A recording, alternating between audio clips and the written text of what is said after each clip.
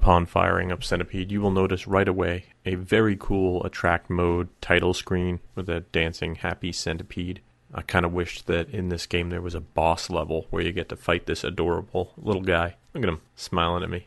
Alright, so Centipede has 2 difficulty levels. If you see a teddy bear, that means you're playing in easy mode. If you don't see a teddy bear, you're playing in standard mode, which is standard difficulty. So we're going to play the game in standard mode, because as you know, I ain't no teddy bear game playing amateur. If you are familiar with Centipede in the arcade, you might be a little disappointed if you've never played Atari, because Centipede in the arcade is very colorful and has lots of stuff going on, and in Atari everything is blocks. And you will see a lot of blocks here.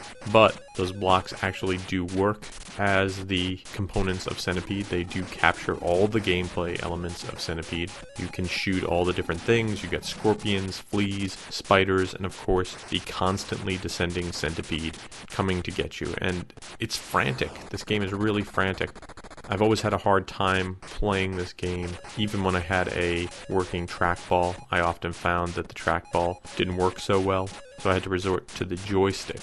And as I mentioned before, I had 2 sisters, one of them who really liked Pac-Man, and the other one who really liked Centipede. And the one who liked Centipede would force me to play Centipede over and over again because she was better at it than me, and would drive me to try to beat her by mocking me and, in general, putting me down as only a bigger sister can. Some of the other details I really like in this game is that you actually get to see the score when you kill some of these other creatures like the spider, the centipede, and the collision on the objects in the game seem to work really well. You can actually build a path and have the centipede fall down and up it. Plus the playfield is exposed. You can move the normal amount that you would in Centipede and dodge the centipedes, which when the game gets going at full tilt can be a real chaotic experience and kind of fun. Also a little exhausting.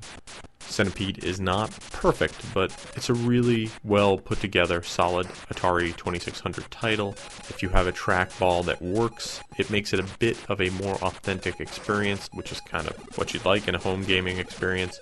If possible, it would have been really nice if they were able to capture some of the color scheme that they had in the big arcade, but on the Atari, how's that going to happen? They did manage to do a really good job with the sound. It's actually really impressive and maybe one of the better components of this game. Centipede is a must-own Atari 2600 game, especially if you have a trackball. Basically, this is what you should have a trackball for, in my opinion. That is why I give it 4 out of 5 stars. A solid title that is nearly 5 stars. It only doesn't get 5 stars because I did find it a bit repetitive after a while. Not a lot changes over time, and if it wasn't for my sister constantly mocking me, I might not have come back to the game as often as I did. Thanks for listening to this retro review. For more retro fun, drop by the website at retroist.com. This has been a Retroist production. Goodbye.